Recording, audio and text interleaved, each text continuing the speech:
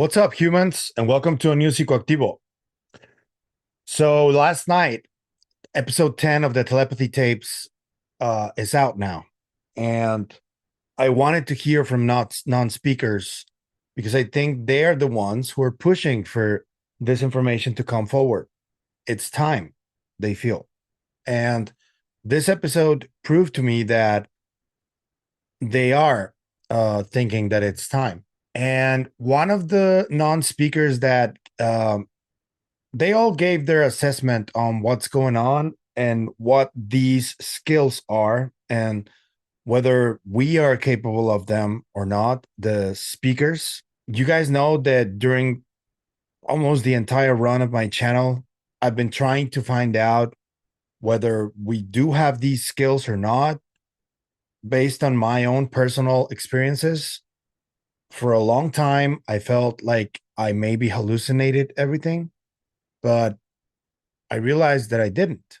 And based on Dr. Jacobo Grinberg's work and his theory that has been already applied to other holographic field theories, I can now confidently say that I was not imagining things. And now that these telepathy tapes are out, I just have one little doubt about this skill because when I spoke to Miss Kai Dickens and to Dr. Powell, links in the description, I realized that these non-speakers were talking about God and angels and spiritual gifts, as they call them. And I just want to know and ask these kids if when they say spiritual gifts, does that come from the interaction between all of those non-speakers at the Hill? Or does it come from somewhere else? Does it come from these Akashik records, as they are known, which to me is another representation of Carl Jung's collective unconscious and where this information comes from? But I think that these kids are here now telling us this because we are at a very important moment in our history as a civilization. This version of civilization is reaching a boiling point. Either we start waking up more and begin interacting with more empathy and love towards each other, or we're just going to destroy ourselves. And Mother Nature doesn't fuck around, you know? She doesn't care if we live or die or if we progress or we don't. If life ends in this version of civilization, it will just start over again. And it'll take another 200,000 years or more to get another species that is similar to us to start living in this earth. Some of the things that I've learned over the years is that it is very possible that civilization is cyclical. There are events that take place every 36,000 years, according to Dr. Piotti, that do create a sort of reset of civilization. And those 36,000 years are also a cycle where humanity tends to evolve to the next stage. So, right now, I just go back to quoting author John Keel, who in the late 80s said that magic was going to make a comeback in the new millennium. This may not seem very Fortean to some of you, but everything is interrelated. And the more we study history and the more we study current events, we see that all of these things are linked together in strange ways. That the UFOs, as most of you know who have read my books, I don't think they're extraterrestrial at all. I think they're definitely tied to the human race and that they react to things that are happening to the human race. I don't think they're vehicles. I think sometimes people see what appears to be vehicles, but they're really hallucinatory. And no matter how reliable the witness is, what they see can be questioned. The is true in many of our Bigfoot cases and strange monster cases, that the people see some image that's planted in their mind, and the creature itself probably doesn't exist at all, at least not as the creature that's seen. When I was in India, I was impressed at the number of people who were seeing the Indian gods, multi-armed gods and all. Whatever your belief is, these manifestations are going to assume that form. And I see a lot of different cases and people who are starting to experience or have experienced for a few decades things that they cannot explain based on the materialistic paradigm. And now that we are about to change a paradigm, if we allow it, if we are open to it, I think that we're going to be able to explain a lot more of what we see and what we experience that is difficult to understand as things are right now. So it is important to listen to this episode so we know what these kids have in store for us as a society.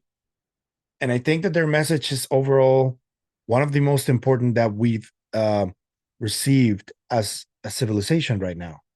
So the more people that listen to these kids, I think that it will be more important because they're trying to entangle our minds to this idea that telepathy is real and these skills are real. And we have them too.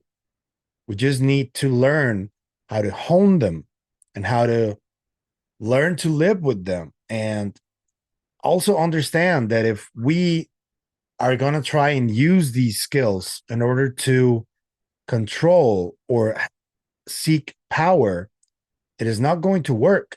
Telepathy is only possible when empathy happens. If we are not empathetic towards people and towards everything around us, those skills will not manifest in anybody who wants to deceive, anybody who wants to take advantage of the other person. We are currently run by a select group of sociopaths that have been controlling the narrative and the world for generations now. And they have a mission to not allow for us to connect ourselves with each other.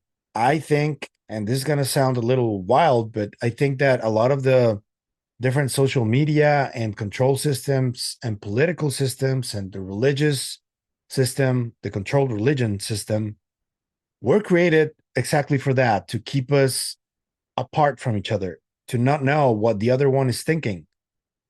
But these kids made me realize that it is a natural step within the evolutionary progression of humans to learn how to read each other's minds, so we are connected.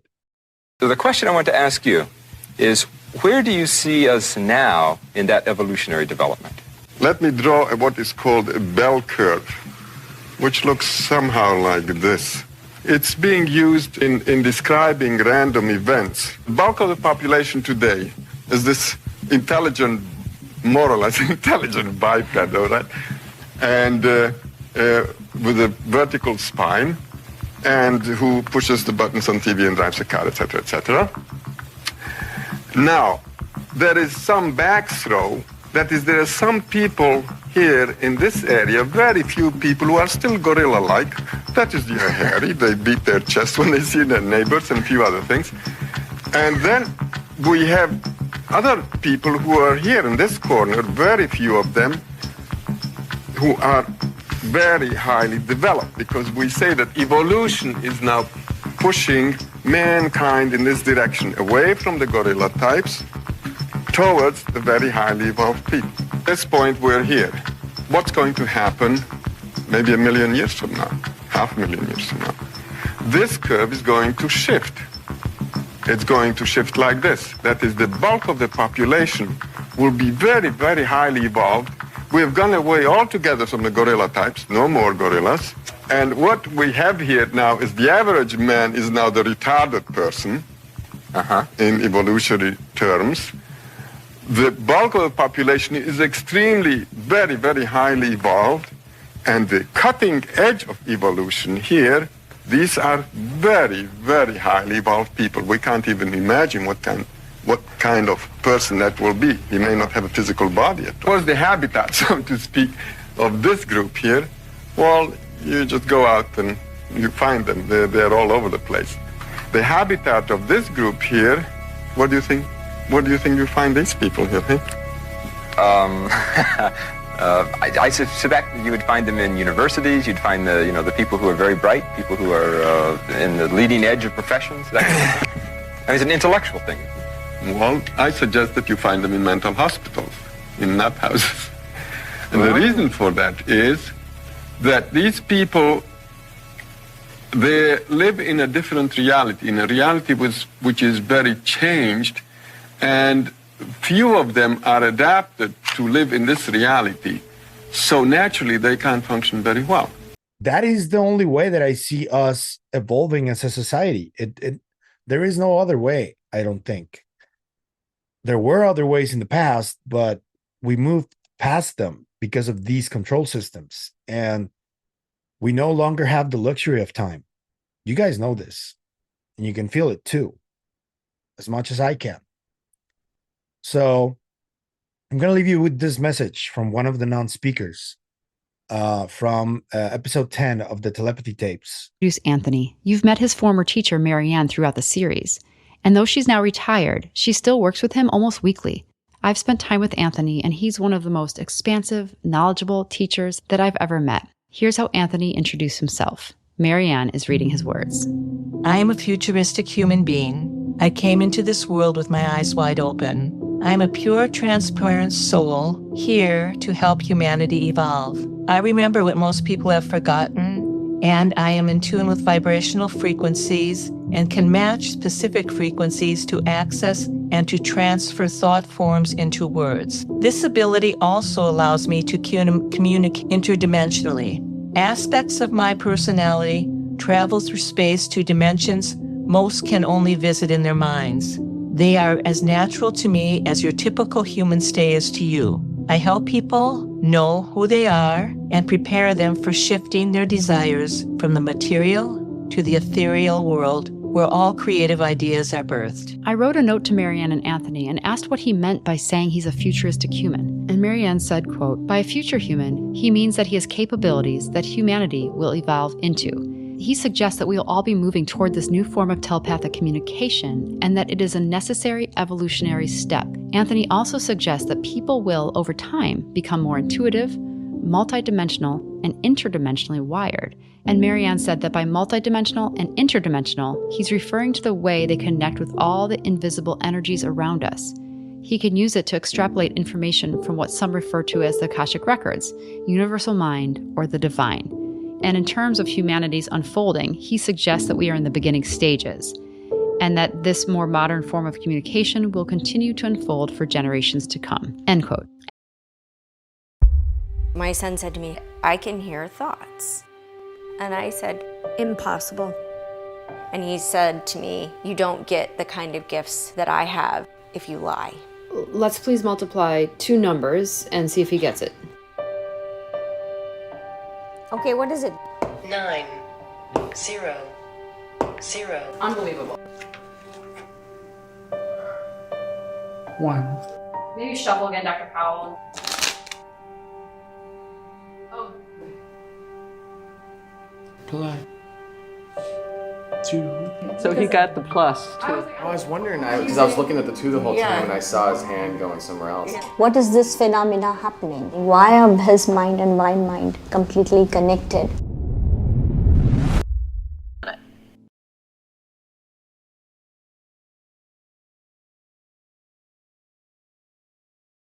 want to thank Ms. Kai Dickens and Dr. Powell for their time with me. I think that them getting the message out from these non-speakers, if it goes well, it's going to be less than a year until everybody is aware of what is actually going on.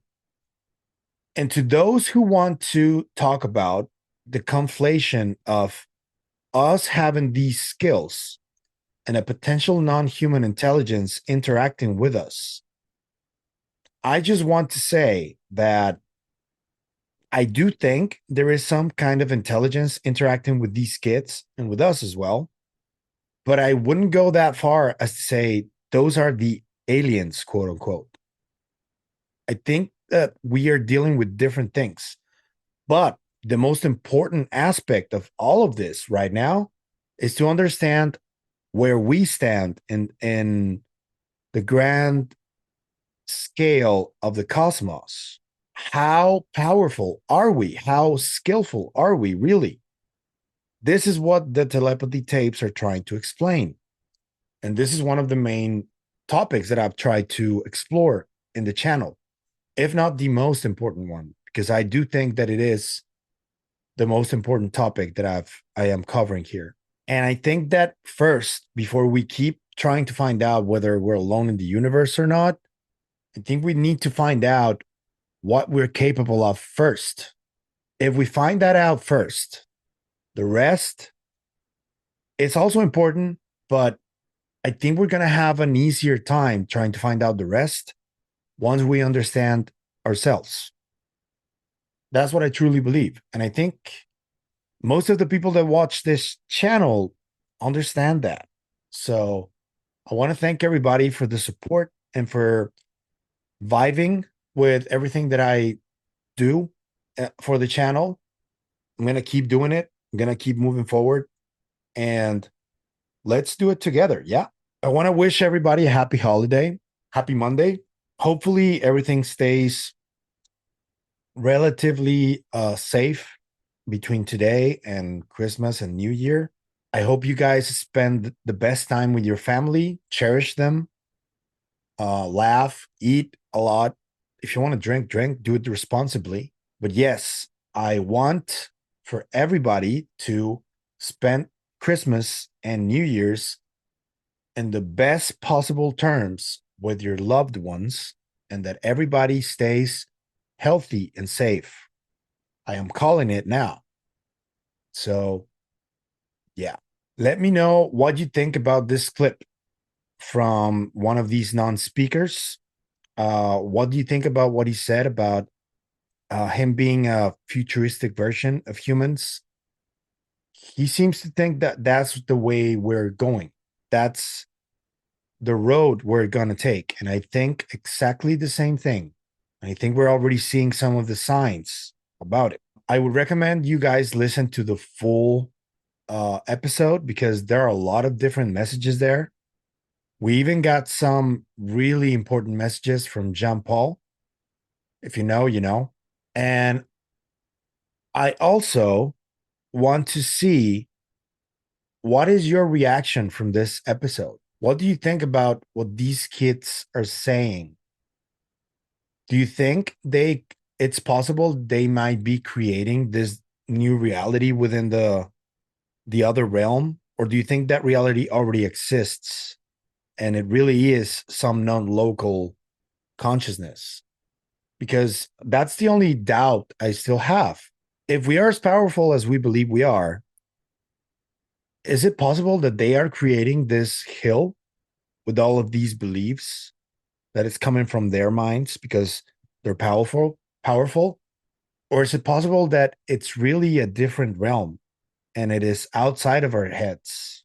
I would like to know what you think about that, because that is one of the biggest puzzles of these telepathy tapes. And also that religious connotation that some people reject, because I understand that you guys don't like, some of you don't like your religion. You reject it. I wouldn't say that talking about spiritual gifts and this talk about angels and God, I wouldn't say that's necessarily religious, but I would say it is spiritual. Yes. I wouldn't go as far as to say that spirituality equals religion. I don't think it does. I think they're different things. But I want to hear your thoughts on it. So do let me know in the comments what you think about this, and what do you think about episode 10 of the Telepathy Tapes. I am hyped to know all of your thoughts. Let me know in the comments. If you like the content you see, I'm going to ask you to please like, share, comment, subscribe, hit the bell icon, If you want to support the channel in any other way, there's a bunch of links in the description. Take your pick. Thank you for the support. And that's it for today. I'll see you guys in tomorrow's video, okay? Bye.